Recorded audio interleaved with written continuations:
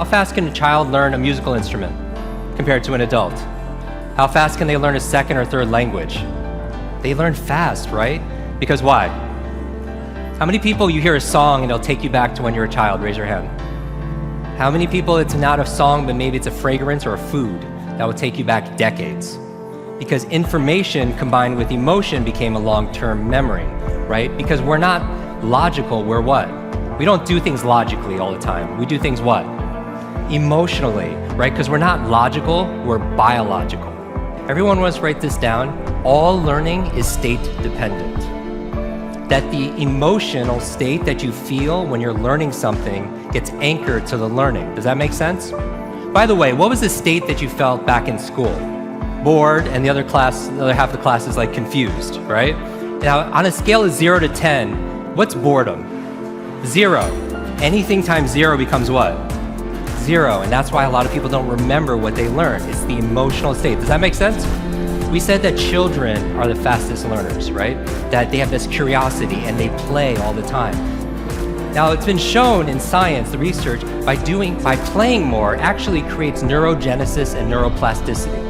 Like Einstein didn't have a bigger brain than anyone here, but in certain areas of his brain, he had highly connectedness. He did these thought experiments where he would put himself in these brainwave states, specifically theta state. That's the state that you're in when you shower. That's the theta state. That's a relaxed state of creativity. You're inspired. You come up with new ideas. New things come out of you, right? And so he had more connections in certain areas.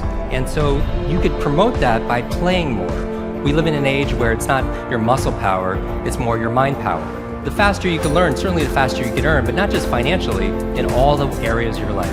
I remember recently, I got to introduce two of my modern day superheroes. It was Stan Lee. And we're going to dinner. I remember asking Stan, I was like, I have to know, you've created all these incredible superheroes. Who's your favorite? And he looks at me without a blink, he's like, Iron Man. And then he's like, Jim, who's your favorite superhero? I was like, Spider-Man. And without a pause, he says, with great power comes... The opposite is also true. With great responsibility comes great power.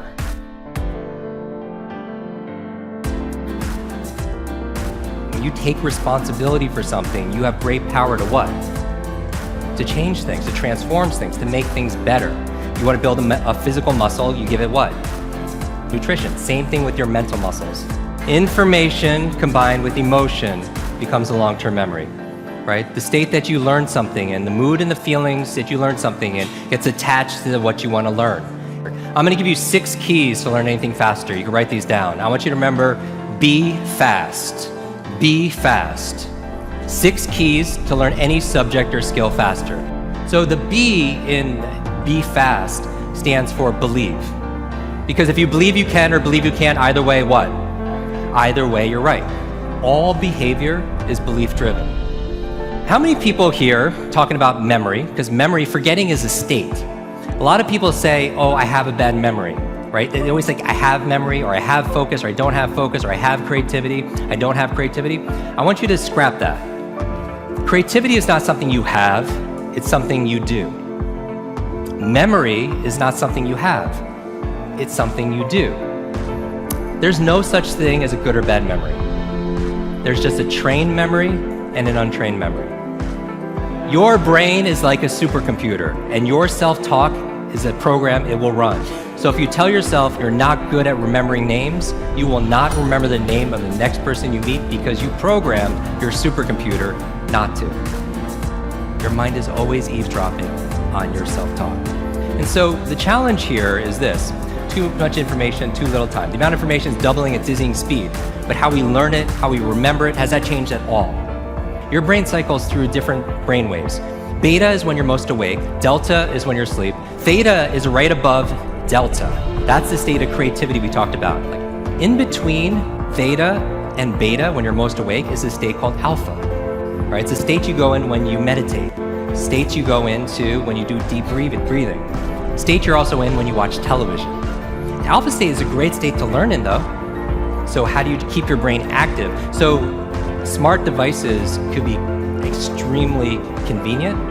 I'll give you a third villain: digital dementia. This is the idea that we're outsourcing our brains to our smart devices. We're so reliant on our smartphones that our smartphones are making us stupid.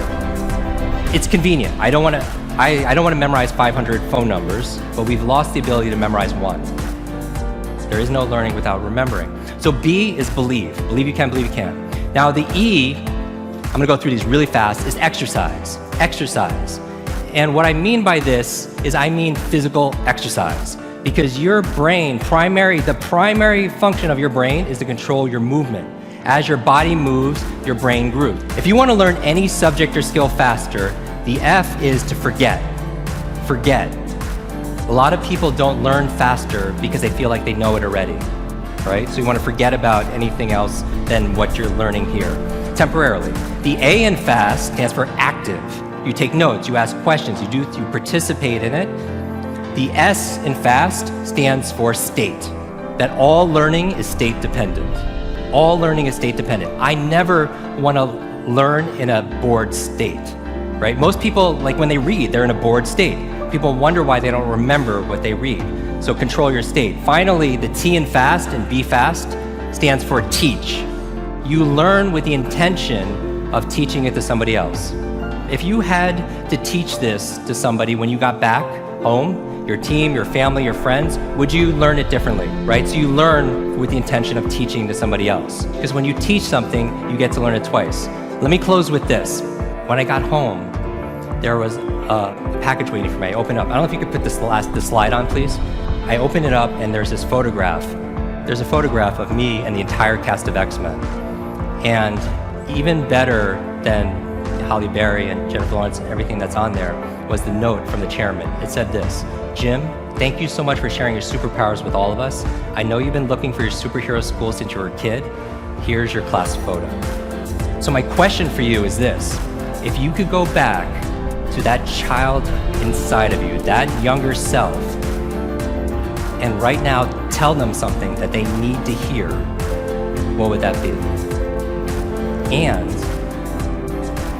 if you were to go in the future, 1 year, 2 years, 5 years, 10 years ahead in the future, I believe you have wisdom inside of you.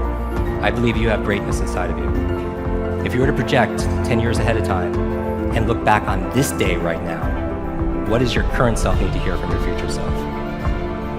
I have a quote that I get quoted on more than anything else. It talks about an egg and stress. That your egg is like your life. That if an egg is broken by an outside force, life ends. But if it's broken by an inside force, life begins. And all great things begin on the inside. Thank you very much.